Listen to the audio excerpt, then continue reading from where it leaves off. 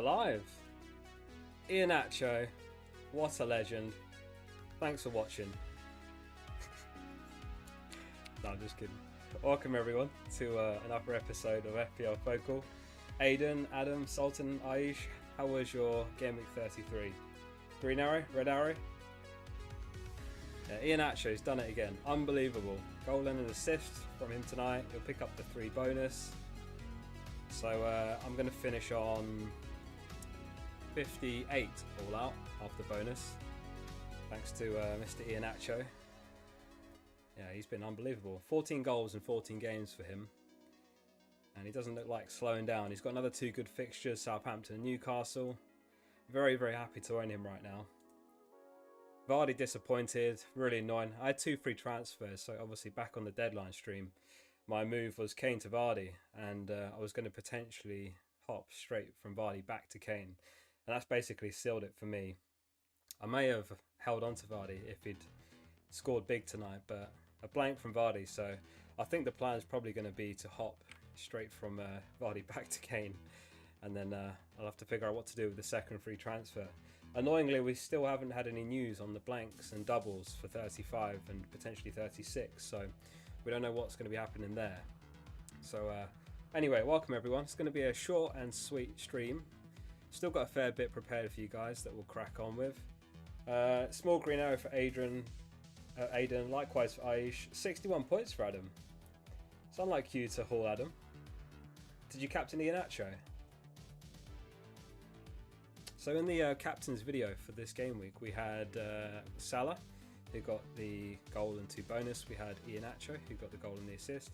And we had Greenwood, who blanked. So not bad, 2 out of 3 on this game week's captain's video. Maybe that's something I should do. Put my neck on the line and track how we do on the captain's video. 51 from only 3 returns. Iheanacho captain for Stuart. That's not bad. 63 points for Rittig. Into the top 100k. Wolves conceding really helped. Yeah, it didn't help me. Yeah, really nice. Congrats, Rittig. Top 100k. Very nice, very nice. I haven't checked my live rank, actually, so let's have a quick look now, and then we'll crack on with the stream. So, about 83k. Not bad. I'm happy with that. Still got the free hit, so hopefully move on further upwards from here. But this is the Kings of the Game Week update. So, of course, it was Wood who joined the Kings with his hat-trick and assist against Wolves, to my detriment as a Cody owner. Massive upset that. 4-0 loss for Wolves at the Molineux as well. Massive upset. 0 pointer for those of us that bought in the Wolves defensive assets. I think the train has sailed there, or the boat has sailed. The boat has sailed there for Wolves defensive assets. I know they've still got a couple of good fixtures on paper. I mean, they've got West Brom, who basically have to score. West Brom can't draw that game, so I don't know whether I'll even start Cody this game week. 56 points, Jenny. That's not bad. It's got to be a green arrow.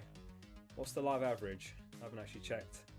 Live average is 39. In the top 10k, it was 52 after hits. So a lot of green arrows in the chat. So this was the scout selection heading into Game Week 33. Guesses in the chat how many points the scout got this game week. So they had Martinez in goal, they had Trent, Saiz and Dunk in defence, Captain Salah, and then they had the Man United double up in midfield, Bruno and Greenwood, Trossard, who had the Sheffield fixture, and of course Vardy and Iheanacho from tonight, and lastly DCL. Good score, Jacob, 64 points. Yeah, that's got to be a decent green arrow. Likewise, Ahmed. Some good scores here.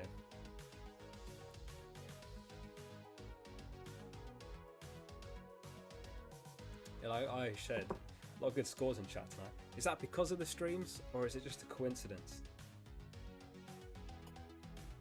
Aiden reckons 49 for the scout for game week 33. Johnny reckons 30 points and some change. How much change? You're going to have to be specific. 34 points, Adam guesses. Oh, Rittig says, as a Liverpool fan, that felt horrible. Yeah, that Liverpool game, I felt like I had a great game ahead of me. I posted a picture on the Discord. I put together a nice lunch, had a nice can of Diet Coke with a slice of lime. I was ready for the Liverpool game.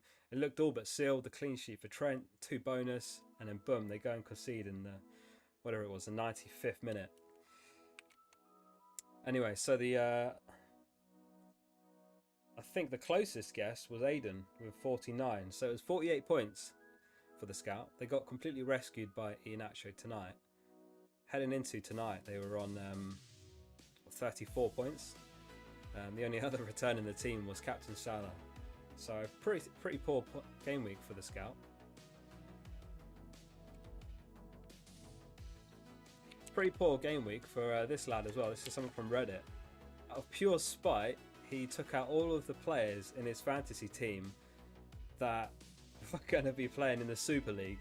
So he sold Schmeichel, Rudiger, James, Shaw, Rodon, Son, Bruno and Kane for a minus 24. So heading into tonight's game, he was on minus 13 net points.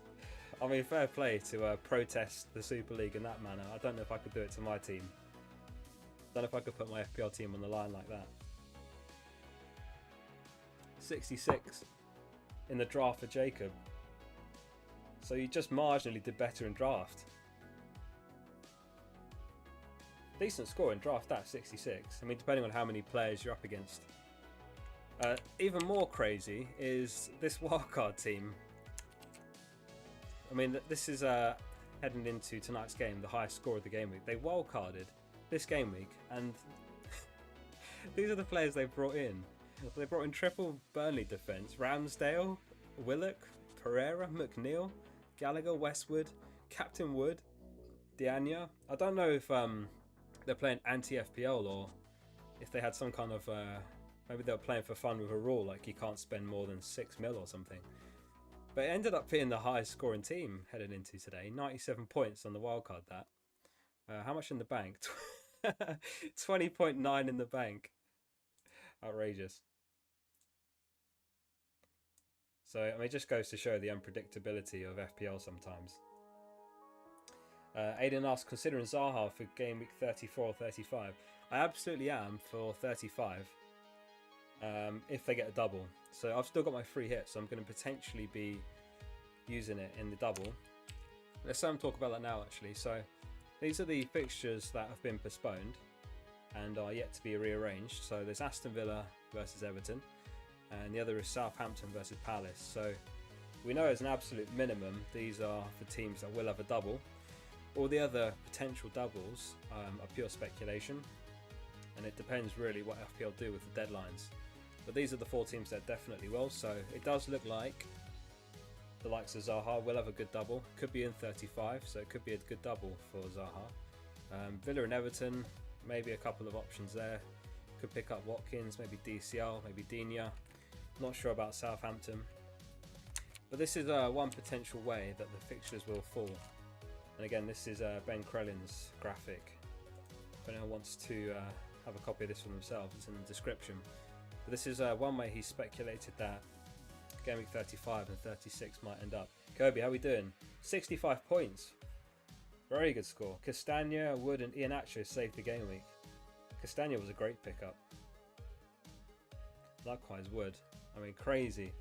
I don't know if I don't know if Sponshy's here, but Sponshy sold Wood heading into this game week.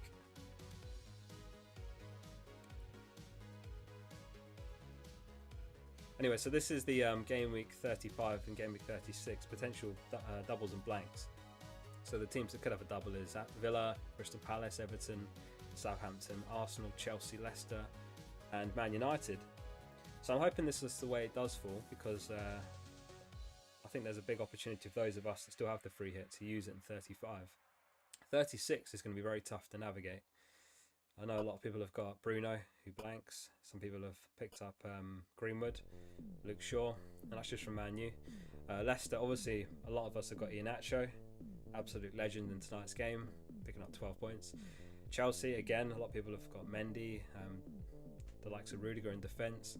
Even Arsenal, some people have got Holding. I'm one of them.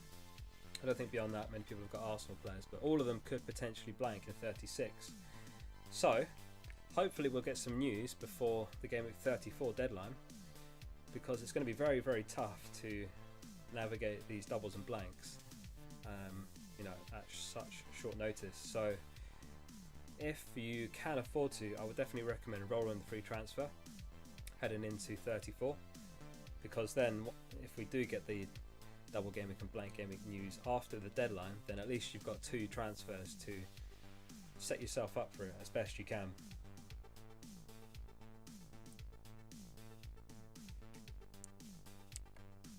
So I've got a question for everyone in chat.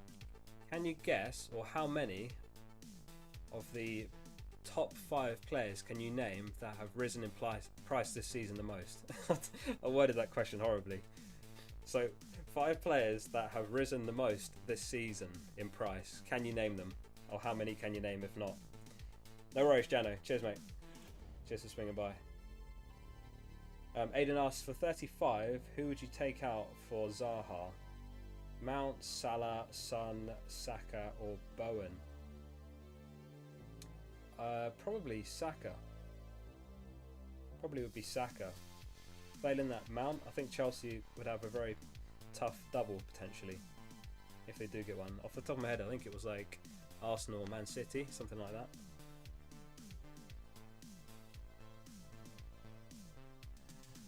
DCL, yep, DCL's in the list. He's one of them. Bamford, Bruno, Salah, Dallas, Justin, Martinez. Another Bamford guess, DCL.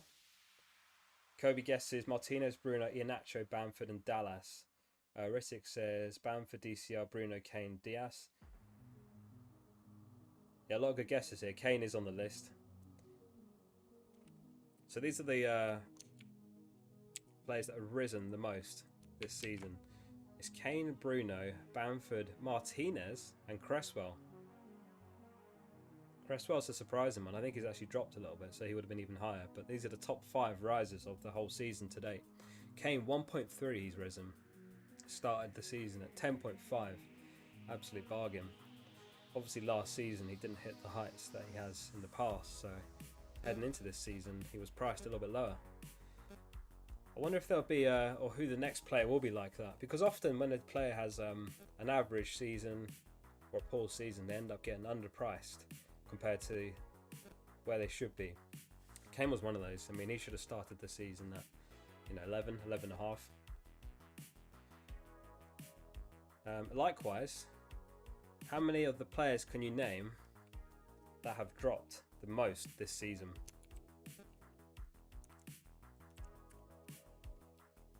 The 5 players that have dropped the most this season. This one's a really hard one. I'd be surprised if anyone can get any of these. Which 5 have dropped the most this season? There's 1, maybe 2 that are obvious, but I'll be so surprised if anyone can get the rest.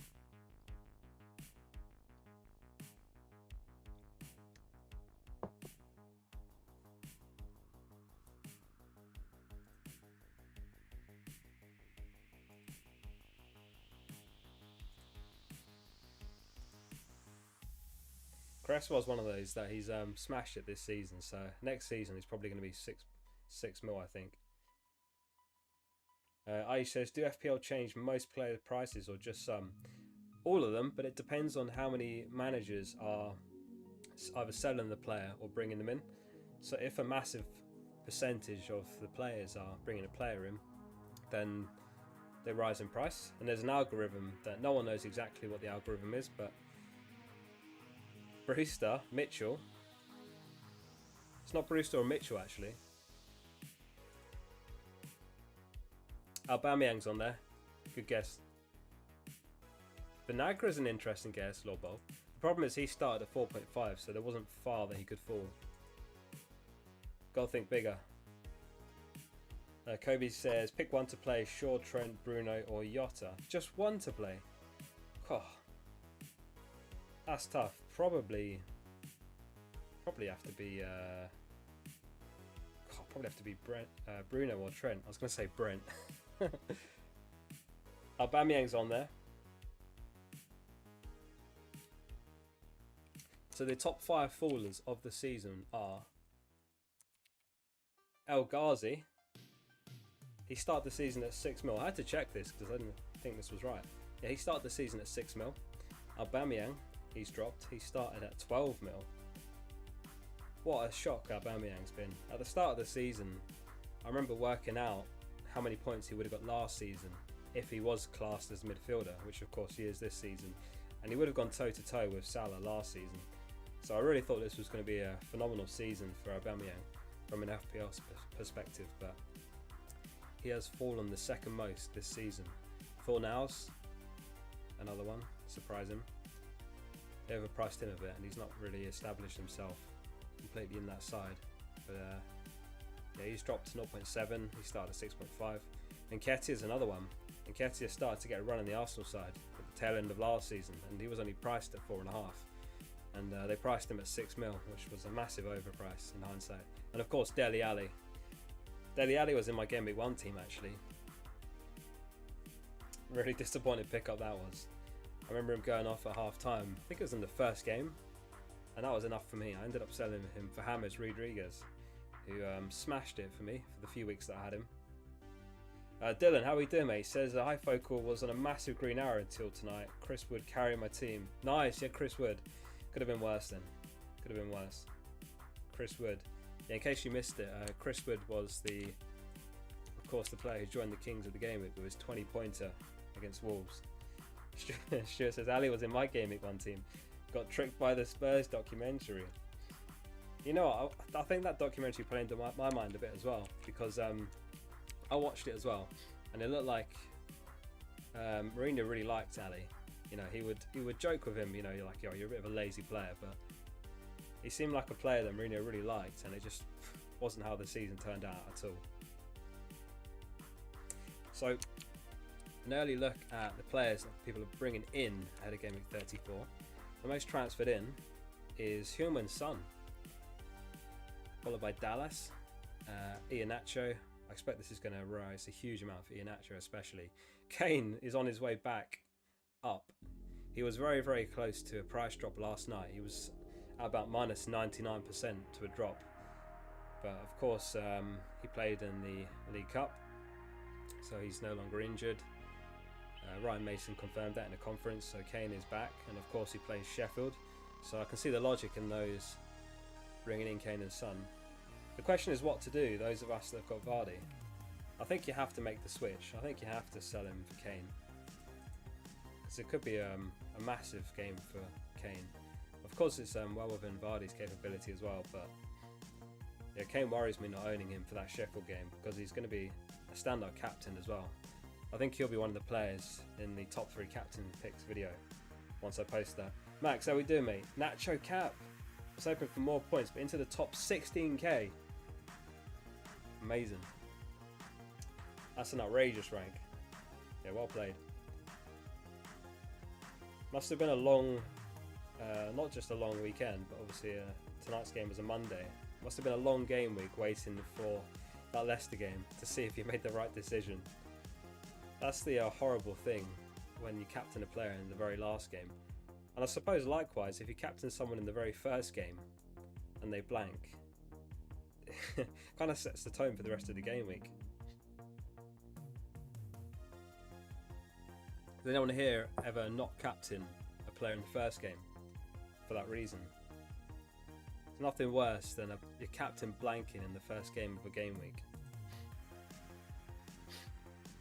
Lord Bob, I've got both Kane and Vardy. So what should I do with him? If you've got both, I think you definitely hold Vardy. He's still got 2 very good fixtures. He's got Southampton and then of course he's got Newcastle, so I would certainly hold Vardy. And the most transferred out, again this is a very early look, but heading into Game Week 34, Stones, by far the most sold. Of course he's suspended for Game Week 34 following his red card last game week. And Cresswell, another one. I think I read somewhere that Cresswell is potentially going to be back next game week. So I'm not sure about the 51,000 that have already sold Cresswell. I never advocate selling a player this early either, because of course there's Champions League football and Europa League football to be played this midweek before Game Week 34. So these players, these managers selling the likes of Cresswell, Bruno, Jota might regret it next game week. I mean, Stones makes sense because he's not going to play for you regardless.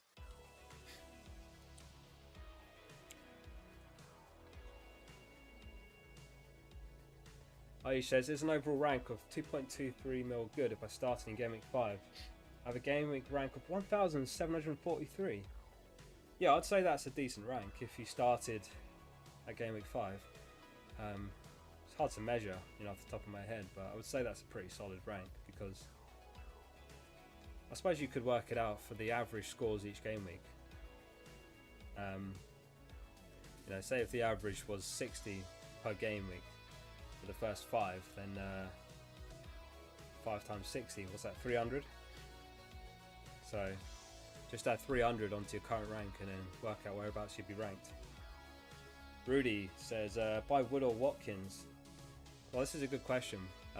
As we saw, Villa are one of those teams that will definitely have a double game week coming up, probably in Game Week 35. Burnley aren't one of those teams, so on that alone, I would say Watkins just edges it because he's got the double. He's got Everton this game week, which is a good fixture. And then he's got Man United, and that could be the double, the Man United fixture. And then he's got Crystal Palace. So I would say Watkins just edges it purely from a numbers perspective. You would back any player to do better with an extra fixture in hand than a player with less. Wood is one of those players as well that he goes on these streaks and then completely falls off. For the entire season up to this point, he's not done a significant amount, and now he's in crazy form, enough to justify us looking at him. But I think Watkins is the player to look at. I don't know when Grealish is going to be back. He's obviously a big miss, but Watkins has still been ticking over. He's got a return in his last 4 games, or 5 returns in his last 6. So I think Watkins just edges it for me there. Hopefully that helps. So that's an interesting message, Lord Bob. He said, I don't think I ever owned any West Brom players. So are there any teams that you guys have not owned any players from? Because I'm the same. West Brom, I've not owned a single West Brom player this season. Just trying to think if there's any others off the top of my head. I don't think I've owned a Sheffield player. I don't think I've owned a Fulham player. So I've basically avoided the bottom 3 all season. I'm trying to remember if I've owned any Burnley players. I've owned Crystal Palace because I had Mitchell for a long time.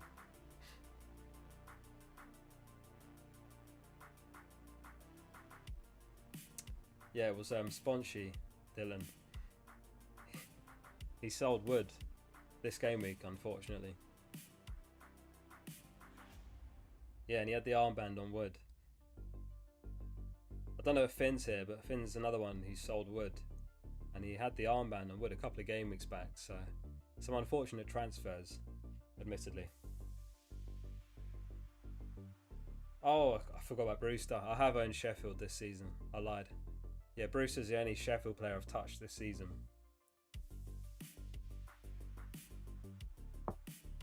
Yeah, I didn't actually get Johnston at any point. He's the only West Brom player really that I've looked at. From an Arsenal fan's perspective, I was looking at Maitland-Niles because I figured if West Brom are going to stay up, they have to string together some good performances and clean sheets, and he was playing out of position for West Brom, but didn't go there in the end. Lookman's been a decent pick for, I think he was 5 mil start of the season. He's ticked over. Oh, Mitrovic. Actually, yeah, I had Mitrovic as well, Jacob. What a troll he was. Yeah, what a wind-up Mitrovic was. He obviously got that brace. I think it was against Leeds, but it was like a lifetime ago now. That must have been about game week 3 or something. But yeah, he's had a really poor season, Mitrovic.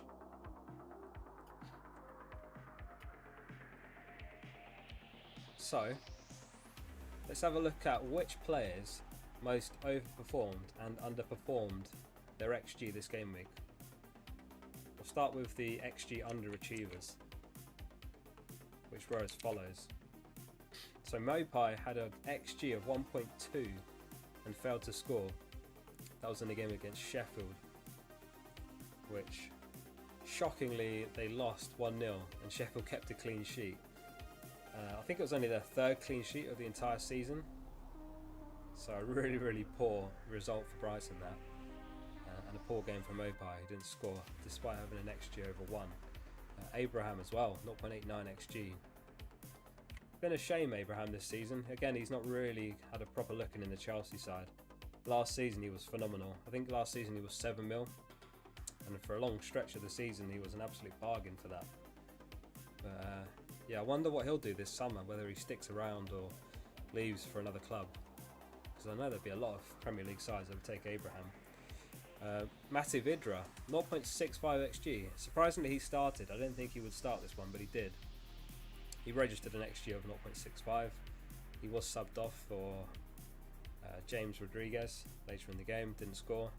Diogo Jota, what an annoying player he's been to own recently. Really I can't believe Liverpool didn't get more out of that game. Sorry for Liverpool fans in the chat for resuscitating that shocking result. It's till to me now just remembering that game, because Jota should have had something out of that game, and they ended up coming off before the 60th minute, so it was a 1-pointer for Jota as well. I mean, there's 3 Liverpool players here, which says everything you need to know about that game. Firmino and Mane again. So the XG Overachievers, I wonder if you guys can guess who the XG Overachiever was. There was one player who massively overperformed his XG. Do you know who that player was? Ratsk says a lot of people have been burned by Brighton players.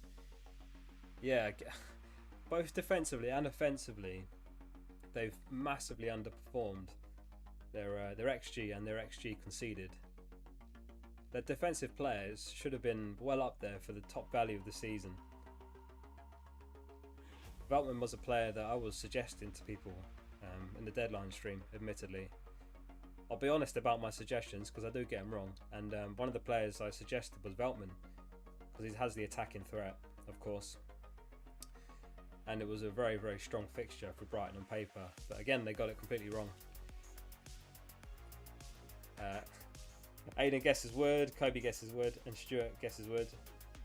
Ratsk says it's Wood first, Kelechi second. I don't have these stats for Leicester. I didn't have enough time to put it all together in time, because obviously the game finished like 10 minutes before going live, but I think Kelechi may well have been up there. Although it is just XG this is measuring, not XGI. He obviously just got the 1 goal. But yeah, it was Wood who was top with his hat-trick from an XG of 1.12, so massive overperformance for him. Likewise massive overperformance for Westwood and Willock. So let's have a look at the FPL Focal Mini League very quickly, and this is how it stands. So the Monkey Man, Mr. Martin, is still top, just barely. At the moment, 5 points in it. I don't know if he had anyone playing tonight. Let's have a quick look. He had Iheanacho, so that's interesting. I don't know if second place had Iheanacho. Ooh, so the Monkey Man actually stretches ahead.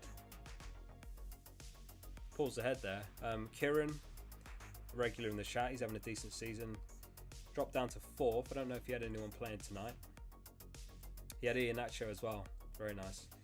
So we'll have to see by the deadline stream how the table is standing. If anyone wants to join the mini league, then of course there is a link to the mini league in the description.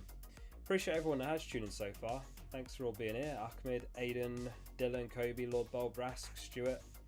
Don't forget to like the video while you're here, and if you're not subbed to the channel, hit subscribe now.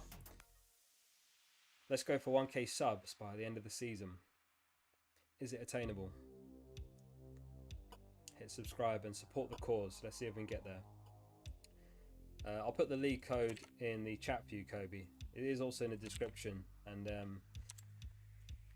there's a auto join link in the description as well. But if you want to join, then that is the code.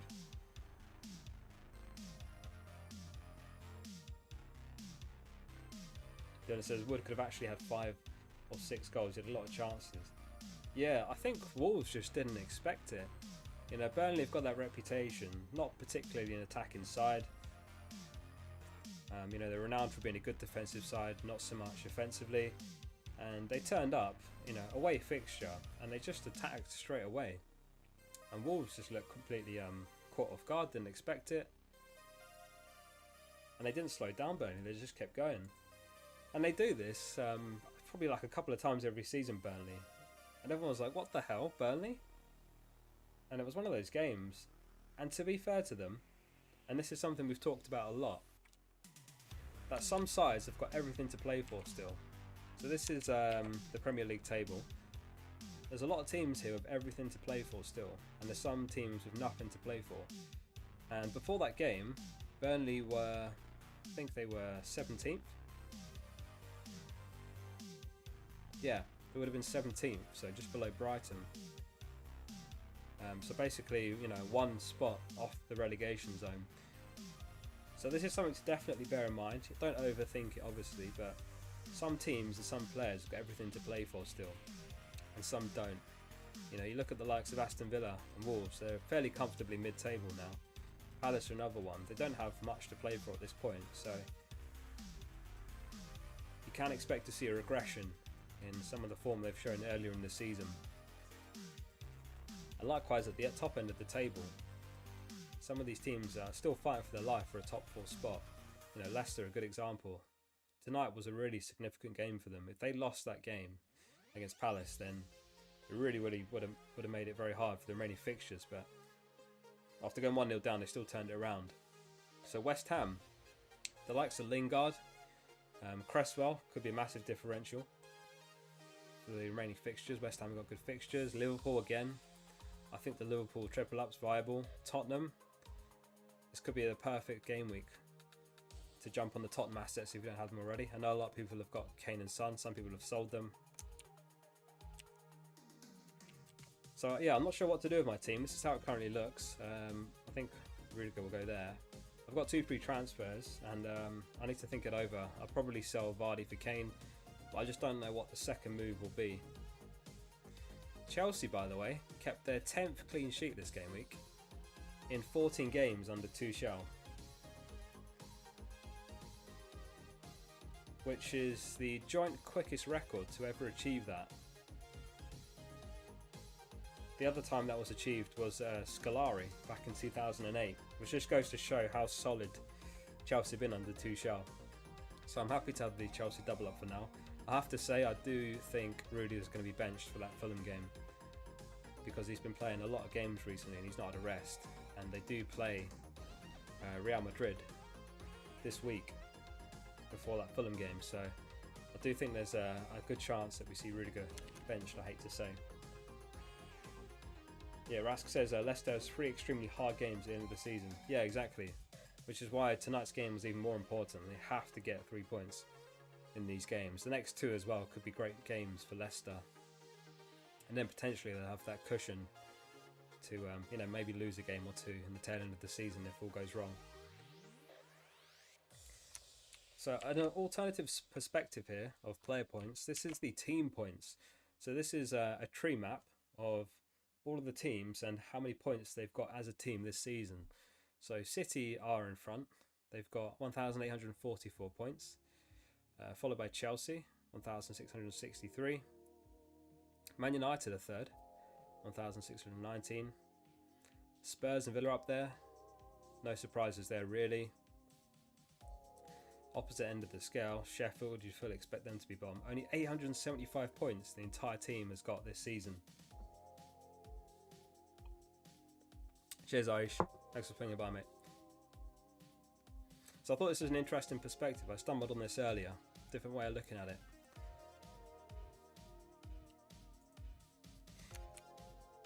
And lastly, an early look at the expected points for Game Week 34. So top is Harry Kane with 7 expected points next game week. Followed by Sterling, interestingly. Sterling had a great game in the League Cup final against Tottenham. The only thing he didn't manage to do was score, but he had a very good game, I thought, off the back of some poor form lately. De Bruyne's up there, 5.4 expected points. Vardy, 5.3. Salah, 35. Not sure about the Salah pick. I don't think he'll be my captain. It'll likely be Kane or Son for that Sheffield fixture.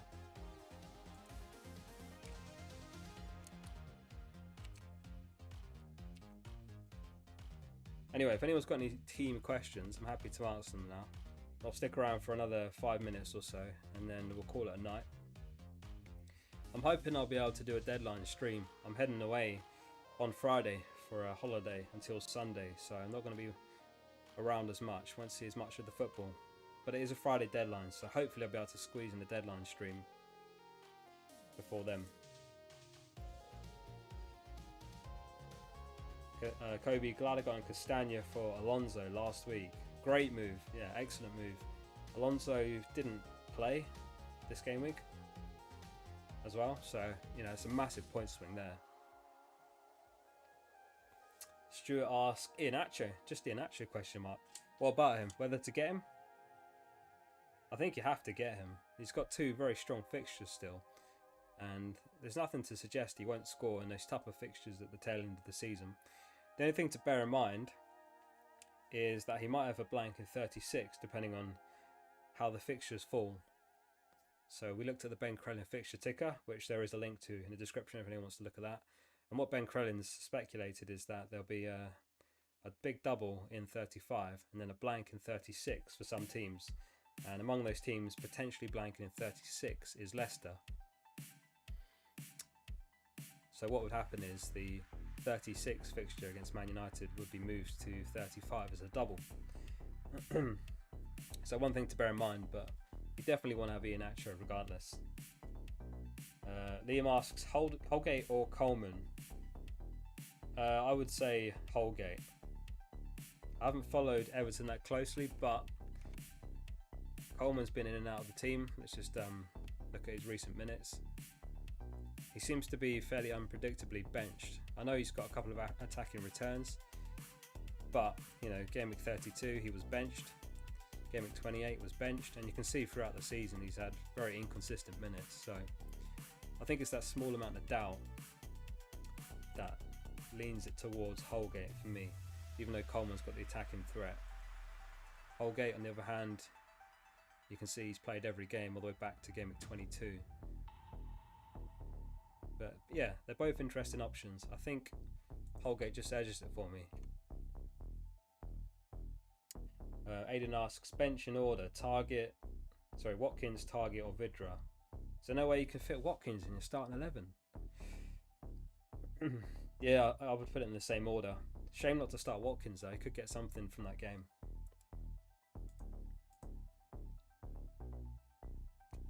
So yeah, I think Kane will be my move here, but I've got 0.1 in the bank. I left myself with that much in the bank, so if I wanted to go back to Kane, then I could. And I probably will. I just don't know what the second move will be.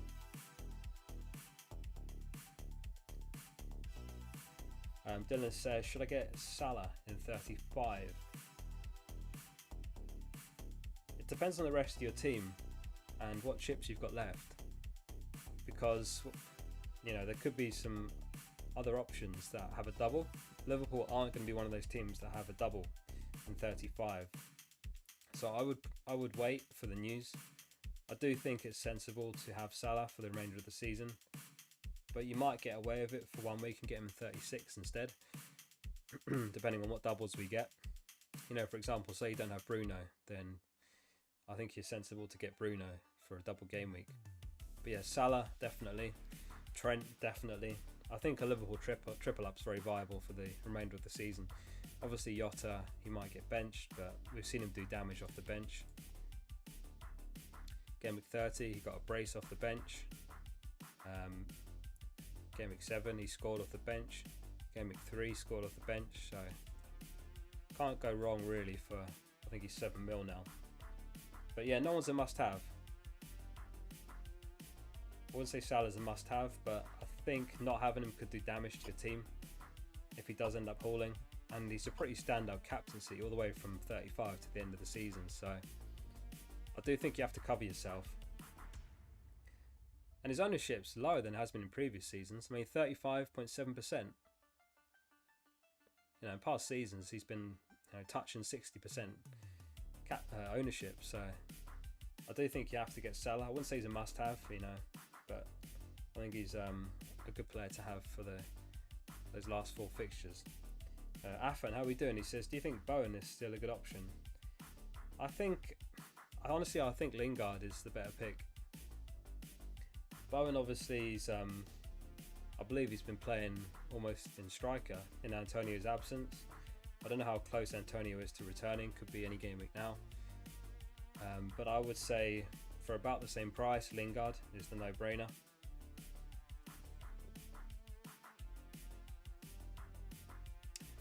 Might even be on penalties. I think he took one recently.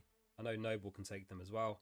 Rice is normally their first choice penalty taker, but obviously Rice is out injured for the remainder of the season. So I don't think you can't go wrong with Lingard, to be honest with you. I think it's one of those you don't overthink it and you get Lingard. I had Bowen early this season and he was fairly disappointing, to be honest. He's a good player, but I think Lingard's the way to go there if you can stretch to him. Anyway, going to call it a night there. Appreciate you all tuning in for this one. Before I go, I'm going to ask, do you think selling Bruno is a bad move? I don't think it's a bad move, no, I don't. He's got Liverpool and he's got a poor record against the top 6, so it could be another blank for him. In fact, you look at his recent game weeks, he's just 1 assist in his last 5 games, so really, really poor. So I don't think it's a bad idea to sell Bruno, but it does depend who you get in for him as well. I would just be wary of the double if they do have one in 35. Could have a double of Villa and Leicester. So not having him for that could be risky. So just keep an eye out, really. We've got the whole week ahead of us. So wait and see if there's any double game week news and then decide on Bruno. As always, I'll be on the Discord throughout the week if anyone wants to catch me in there. Always answering Rate My Team questions. But for now, that is the end of the stream. Appreciate you all tuning in. Don't forget to like the video before you go. Subscribe to the channel if you're not. And I hope to be back for a deadline stream before Game Week 34.